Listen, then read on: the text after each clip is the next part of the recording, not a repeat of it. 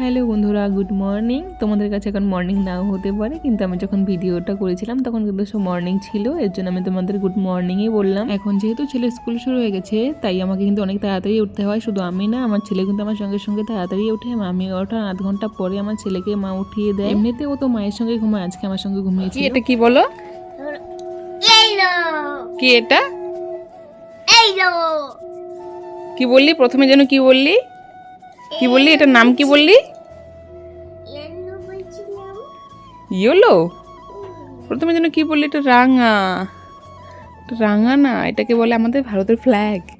আর কি বন্ধুরা বলো তো, ও বলেছিল কি রাঙামতি তীরন্দাজ নামে একটা সিরিয়াল হয়, ওই সিরিয়ালে দেখেছিল এই ফ্ল্যাগটা, সেই জন্য এটাকে রাঙা বলেছিল। ওই দেখি মুখটা, দেখি দেখি। দুষ্ট ছেলে, লজ্জা লেগেছে এখন?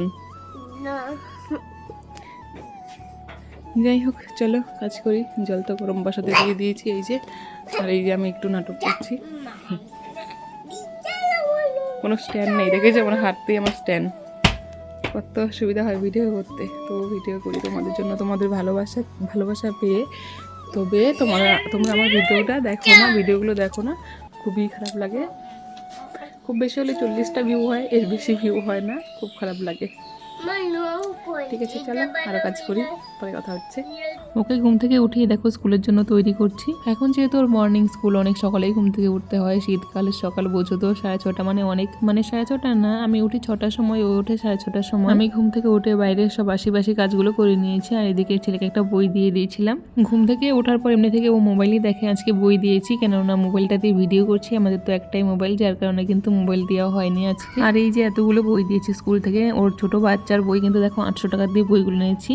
এই বইগুলো কিন্তু আজকে থেকে একদিনও পড়েনি, শুধু ছবিই দেখে আর বই পড়ে না। বই পড়তে একদমই চায় না আমার কাছে, জানি না ওকে কবে কিভাবে শেখাবো। বাচ্চাদের তো শুধু স্কুলে পড়ালে হয় না, বাড়িতেও পড়াতে হয়। আর প্রাইভেট মাস্টার কখন দিব বলো? এখন প্রাইভেট মাস্টার দিয়ে লাভ কি? আমি যে পড়াশোনা করেছি, আমি যদি প্রাইভেট মাস্টার দিই তাহলে আমার পড়াশোনার মূল্যটা কি হলো বলো? এমনি থেকে ও সব কবিতা ছড়া বলতে পারে, কিন্তু ও লিখতে কিছুই পারে না এখনো। ও কিছু লিখতে পারে না, বলতে পারে অবশ্য, কিন্তু লিখতে পারে না। জানি না লেখাটা কিভাবে শেখাবো। আমি কিন্তু ওকে গার্ডার দিয়েও হাতে কলম সেট করে দিয়েছিলাম, ভিডিওতে দেখে, ইউটিউবে ভিডিও দেখেছিলাম যে গার্ডার দিয়ে হাতে বাচ্চাদের কলম সেট করে দিলে নাকি বাচ্চারা তাড়াতাড়ি লেখা শিখে, কিন্তু সেটাও কাজ দেয়নি ওকে। আর এদিকে দেখো সব জামা প্যান্ট এনে নিয়েছিলাম, বিছানাটাও কিন্তু পেছনে গোছানো হয়নি, নোংরা বিছানায় ভিডিও করছি। তোমরা দেখে কেউ খারাপ কিছু ভেবো না প্লিজ। আসলে বিছানা গোছানোর জন্য এখনো সময় পাইনি। বিছানা গোছাবো কি করে বলো? বাইরের আশেপাশে কাজ করতে করতে এদিকে স্বর্ণ স্কুলের টাইম হয়ে যাচ্ছে, গাড়িও চলে আসবে, যার কারণে কিন্তু আমি বিছানা না গুছিয়ে আগে ওকে পরিষ্কার করে দিচ্ছিলাম। আর ওকে পরিষ্কার করে দিয়ে আমি কিন্তু এখানে ওর টিফিনটা রেডি করে নিচ্ছি। এখানে একটা ডিম সেদ্ধ দিয়েছি আর একটা কলা দিয়েছি। ডিম সেদ্ধটা মানে এখনই খাওয়াবো, ডিম সেদ্ধটা স্কুলের ব্যাগে দিব না, কেননা সেদ্ধ ডিম যদি স্কুলে দিয়ে দিই ও কিন্তু জামা কাপড় পুরো নোংরা করে ফেলবে, যার কারণে ওকে কিন্তু ডিম দিই না।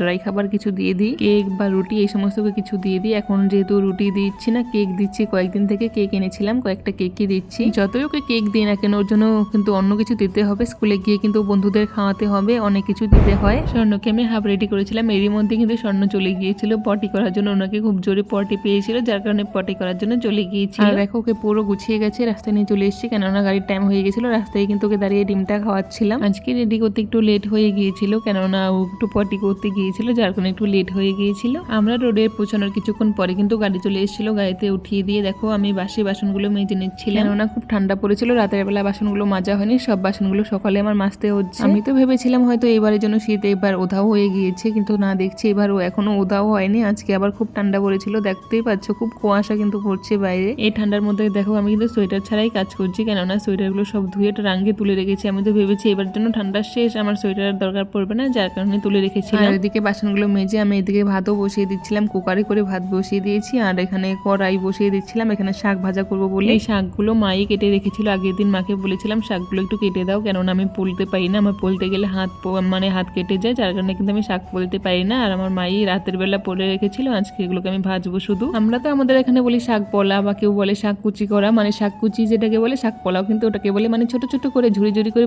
ওটাকে পোলতে হয়। আমরা কিন্তু বলি পলা, অনেকে বলে কুচি, দুটোই হয়। আবার ওইদিকে ভাত আর শাক বসিয়ে দিয়ে আমি বাইরে চলেছিলাম সিম কাটার জন্য। এই সিমগুলো কিন্তু স্বর্ণ এনেছি। এই মুহূর্তে আমার দিদা উঠে গেল, দিদা বললো একটু চা করে দিয়ে, একটু চা করে দিচ্ছিলাম দিদার জন্য, একটু লাল চা। আর এদিকে দেখো আমার ভাতও কিন্তু হয়ে গেল, কুকারে সিটিয়ে দিয়ে দিয়েছে। আর শাকটা কিন্তু আমার আগেই হয়ে গেছিল, শাকটা কিন্তু আমি নামিয়ে রেখেছি। শাকটা নামিয়ে রেখে দিদার চাটা আমি করে দিলাম। এমনি দিন আমার দিদা কিন্তু 10টার সময় ঘুম থেকে উঠে, আজকে একটু তাড়াতাড়ি উঠে গেল, যার কারণে কিন্তু চা আমাকে করে দিতে হচ্ছে, না হলে কিন্তু আমার মাসি চা করে বাড়ি থেকে দিয়ে যায়। আর আমার চা করা হয়ে গেছে, কিন্তু আমার দিদাকে ডাকছিলাম, দিদা আসছিল না, শুনছিল না, যার কারণে কিন্তু আমি এদিকে শাকটাকে গুছিয়ে এনেছিলাম, মানে কড়াইটা ফাঁকা করছিলাম। কড়াইয়ে তো আবার শিম ভাজা করতে হবে। স্বর্ণ যখন শিমগুলো তুলেছিল, স্বর্ণ বলেছিল মা শিমগুলো কিন্তু ভাজা করবে, যার কারণে কিন্তু আমাকে শিমগুলো ভাজা করতে হয়েছিল, না হলে কিন্তু চচ্চড়ি করতাম। আর আমার চাটা হয়ে গেলে চাটা আমি দিদাকে দিয়ে দিলাম। দিদা কিন্তু সেকে খাচ্ছিল, কেননা আমার সময় হচ্ছে না, দেখছিল, যার কারণে কিন্তু দিদা নিজেই সেকে খেয়ে নিল। তারপর সব রান্না বান্না শেষ করে আমি স্বর্ণের জন্য কিন্তু হাই রোডে চলে এসেছিলাম। স্বর্ণ আসবে বলে সময় মতো আমি চলে এসেছি। আর দেখো স্বর্ণ আমাকে দেখে সেই দৌড়ে চলে এসেছিল। আমার কিন্তু ভীষণই খুশি লাগছিল। বাচ্চা কাচ্চা স্কুলে গেলে না অনেকটা চিন্তা হয়, স্কুল থেকে কখন আসবে এই চিন্তা হয়। আর আমার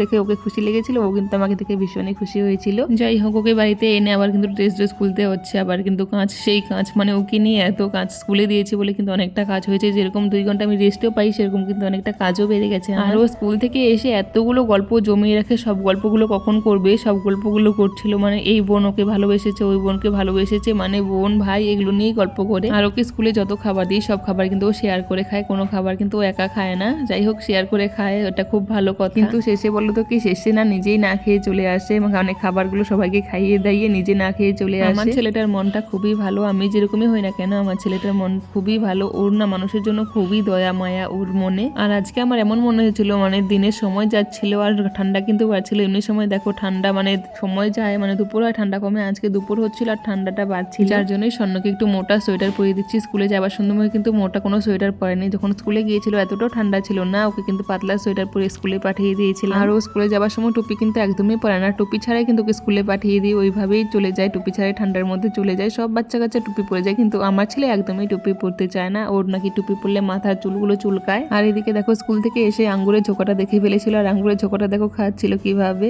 মানে স্কুল থেকে এসে ও কিন্তু ভাত না খেয়ে আগে আঙ্গুর খেয়ে নিচ্ছিল, আর আমাকেও দিচ্ছিল, বলছিল মা খাও। আমি খেলাম না বলে কিন্তু দেখো ঢিল দিয়ে কিন্তু ফেলে দিল। আমি শুধু বলেছিলাম আমি খাবো না, তুমি খেয়ে নাও, এই জন্য কিন্তু রাগ করে ঢিল দিয়ে ফেলে দিল, মানে আমারটা কিন্তু পরে আমাকেই টুকিয়ে খেতে হয়েছিল। তারপর ও যেহেতু এখন আঙ্গুর খেয়েছে, এখন আর ভাত খাবে না, যার কারণে ওকে ছেড়ে কিন্তু আমি এখন একাই ভাত খেয়ে নিচ্ছি। আর এরই মধ্যে একটু পরে কিন্তু আমার দিদি আর দিদির বর চলে এসেছিল, সঙ্গে কিন্তু দিদির মেয়েও এসেছিল। এই দেখো এই রুমে কিন্তু আমার দিদির মেয়ে চুপটি করে বসে আছে, আমার ছেলেও কিন্তু বসে আছে। বিছানাটার অবস্থা কি করেছে দেখতে পেয়েছো, মানে আমার ছেলে সব খেলনাগুলো বের করে করে এনে দিচ্ছে। এই দেখো বন্ধুরা, আমরা এখানে কিন্তু থাকার জায়গা করেছি, যেহেতু আমাদের ঘরে জায়গা নেই। দিদি এসে, দিদির মেয়ে এসে কোথায় থাকবে, এই জায়গাতে দেখো খড় বিছিয়ে, মানে পোয়াল গরুর খাবার বিছিয়ে উপরে একটা লেপ, মানে এটা কি বলে জানি না, পাটি বলে, আর একটা লেপ দিয়েছি, তারপর বেড কাভার পেরে দিয়েছি। এখানে দিদির মেয়ে খেলা করছে, হাই বলে দে মৌলি। আর এদিকে দেখো একটা পর্দাও লাগিয়েছি, এখানে একটা 0 পাওয়ারের বাল্বও দিয়েছি, এই যে রাতের বেলা থাকবে স্বর্ণজিৎ। আর জানলাগুলো সব বন্ধ করে দিয়েছি টিন দিয়ে, এই আওয়াজ হয় না। এদিকে দেখো স্বর্ণজিৎও খেলছে। কি খেলছিস তোরা? তো চলো, কেমন লাগলো আমার কাজটা? টাকার অভাবের জন্য ঘরটা করতে পারছি না, একদিন করব, খুব তাড়াতাড়ি করব। তো বন্ধুরা, আজকের ভিডিও এখানে শেষ করছি। Thank you.